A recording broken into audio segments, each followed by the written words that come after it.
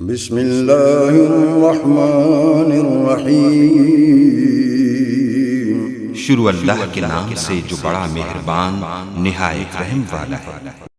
ام تريدون ان تسألوا رسولكم كما سئل موسى من قبل ومن يتبدل الكفر بالإيمان فقد ضل سواء السبيل۔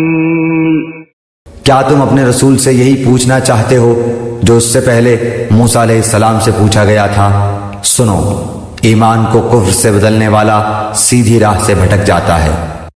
پھر کیا تم اپنے رسول سے اس قسم کے سوالات اور مطالبے کرنا چاہتے ہو جیسے اس سے پہلے موسیٰ سے کیے جا چکے ہیں؟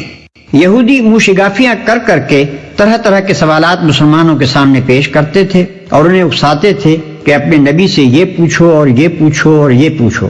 اس پر اللہ تعالیٰ مسلمانوں کو متنبہ فرما رہا ہے کہ اس معاملے میں یہودیوں کی روش اختیار کرنے سے بچو۔